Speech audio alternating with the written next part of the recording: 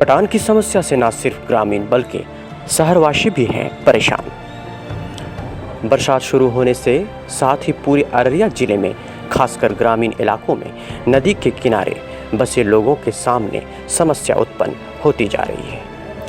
सबसे बड़ी समस्या कटान की होती है, लेकिन हम आज बात कर रहे हैं अररिया शहर के नगर परिषद क्षेत्र के वार्ड नंबर 11-12 की, जहां के लोग परमान नदी के कटान की वजह से घर छोड़ने को मजबूर हो गए हैं। यहाँ के लोग का कहना है कि वर्षों से यह समस्या बनी हुई रहती है।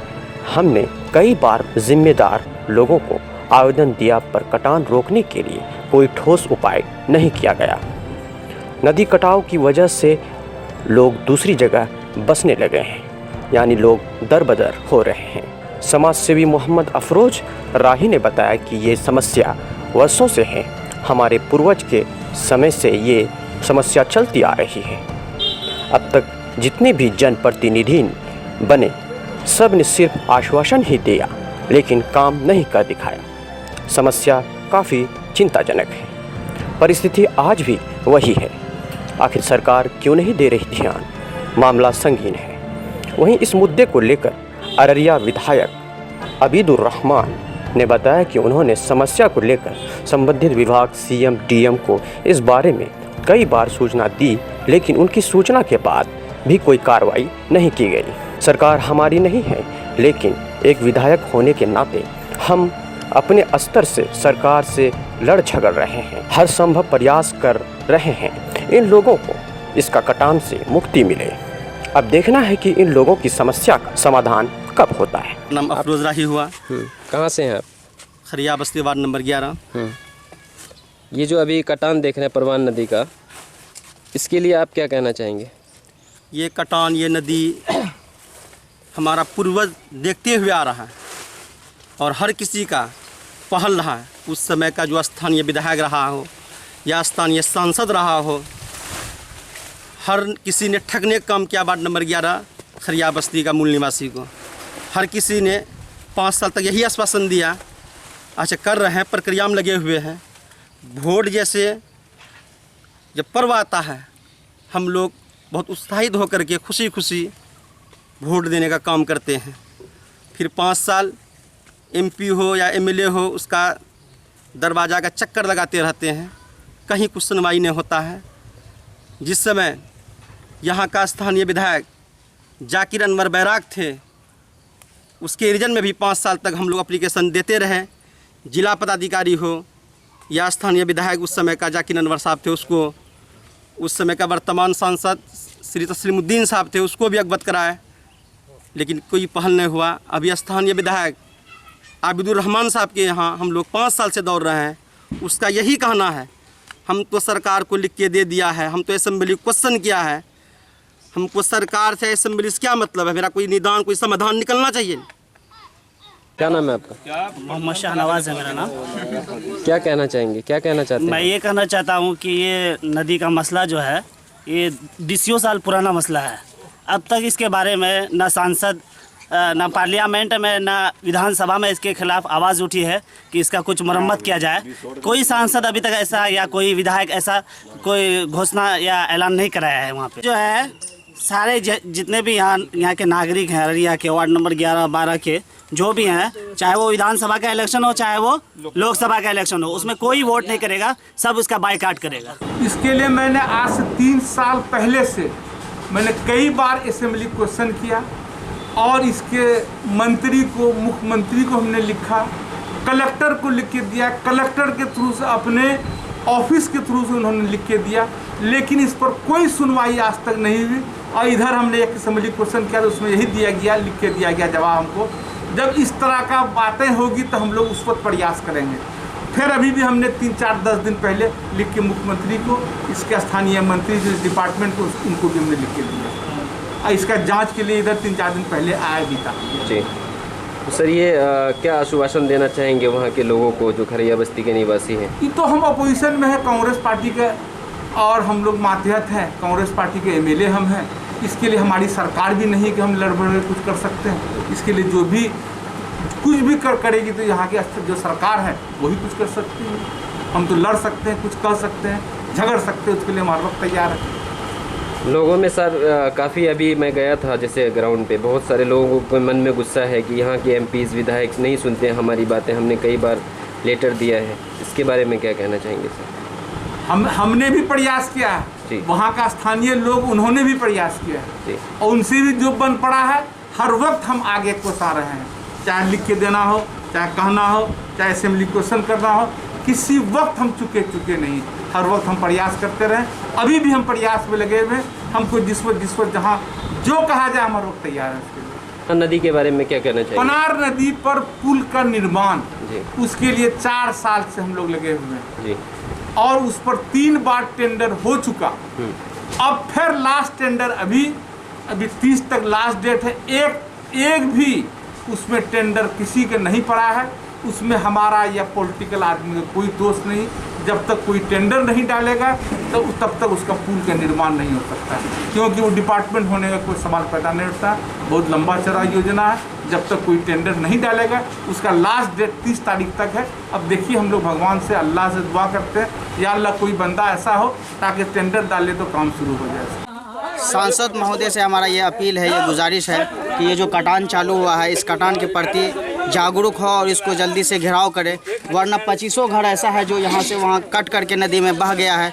कटान तो आज नहीं, बचपन से जो पैदा हुए हैं ना, तब से नदी वहाँ था। कटते कटते कितना घर वाला यहाँ से कट करके लोग उनका घर बह गया, कुछ लोग बाहर चला गया। अब जो 2-4 घर है, ये नगर पालिका का रोड है, यहाँ पर जहाँ पर हम खड़ा हैं, ये नगर पालिका का रोड है। ये भी अब कई रोज इस सैलाब में दूसरा सैलाब आवेगा, ये कट के चला जाएगा। वार्ड नंबर 12, 11 ये दोनों वार्ड भारी क्षति हो जाएगा इसमें। नाम आपका? मोहम्मद तौहीद आलम। क्या कहना है आपको इस कहना क्या है, प्लॉट को इंक्वायरी करना है, इंक्वायरी के साथ साथ जहाँ जो चीज़ लगेगा वो चीज़ लगाना है, नहीं लगेगा तो इसके लिए बहुत कुछ हो जाएगा। क्या करने वाले हैं आप लोग? बहुत कुछ करने वाले हैं, प्रदर्शन करेंगे। जब रहने नहीं करेंगे हाँ तो आपको कैसे जीने देंगे? हाँ, जब हम नहीं रहेंगे तो आपको कैसे रहने देंगे? ये घर तो समूचा समझिए गिर गया, इस बार बाढ़ गिरने वाला है। अभी 2020 का जो बाढ़ है इसमें एक घर गया है। हाँ। अच्छा।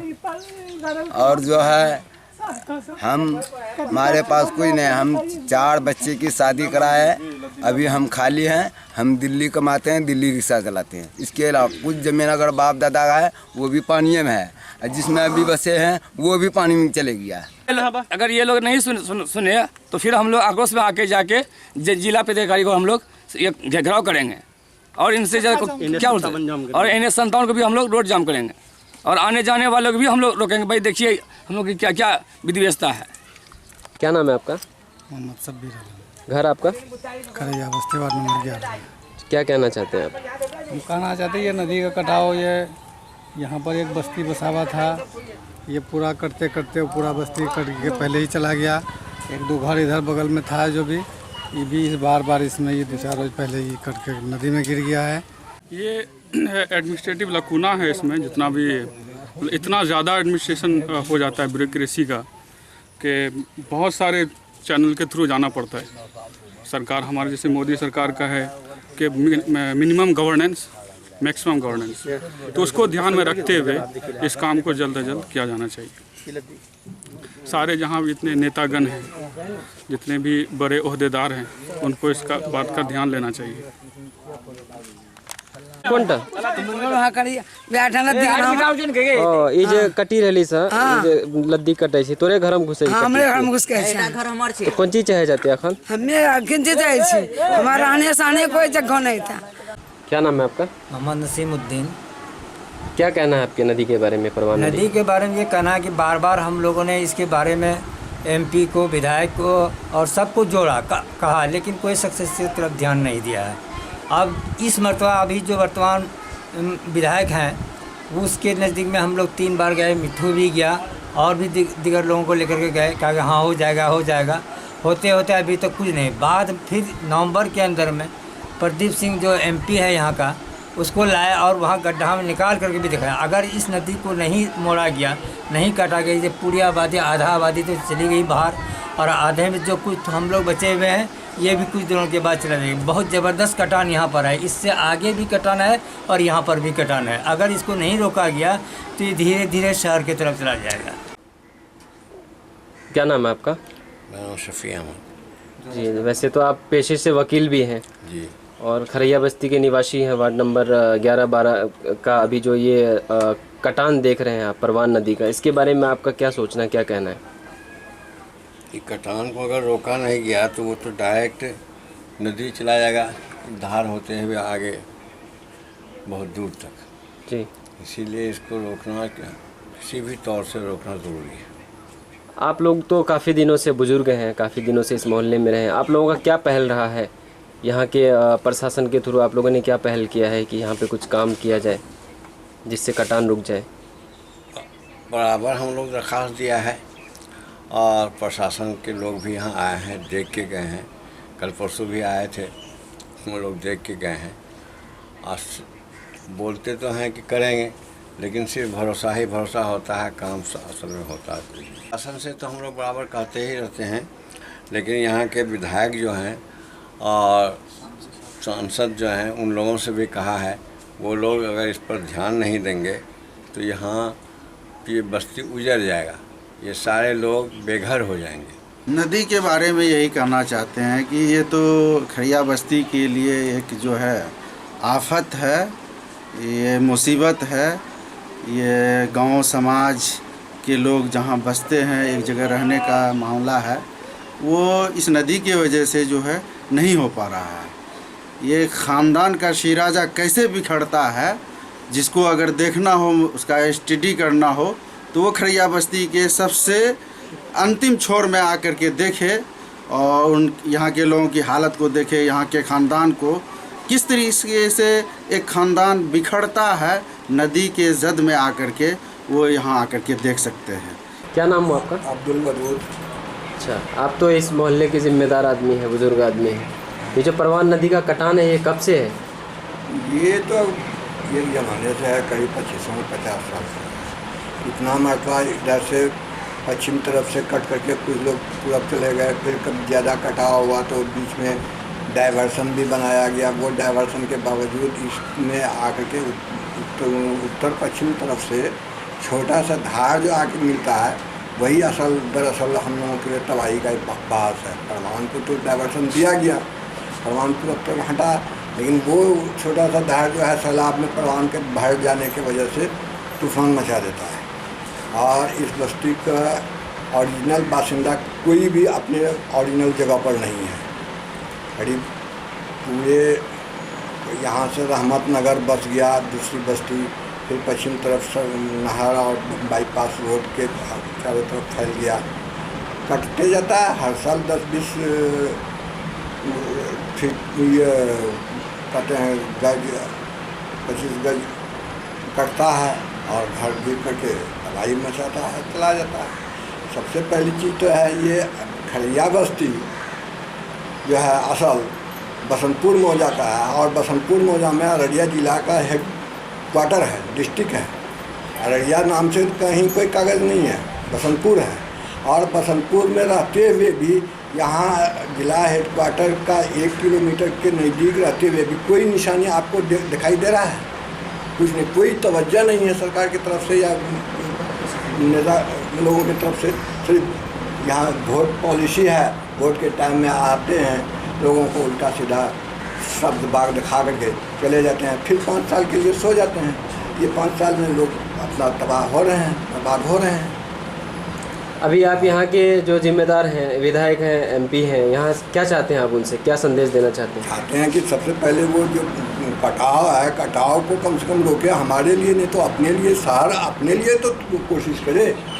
ये कटाव हम लोगों को तो जो तबाह करना है करेगा ही, लेकिन एक दिन इसी तरह का कटाव जारी रहेगा तो शहर भी तो तबाह हो सकता है। उसमें बोल्डर पिचिंग करवा दे बस। अररिया के सबसे लोकप्रिय रेडियो चैनल NS रेडियो की ओर से मैं आपका दोस्त RJ धीरज आप सभी श्रोताओं का इस कार्यक्रम में बहुत बहुत स्वागत करता हूं। आप हमारे प्रसारण का आनंद ऑनलाइन के माध्यम से प्ले स्टोर द्वारा ऐप को डाउनलोड करके लगातार दिन रात ले सकते हैं। साथ ही साथ अपने यारों दोस्तों को भी कह सकते हैं और सुन सकते हैं गाने, वो भी आपकी पसंद के, ओनली ऑन NS रेडियो।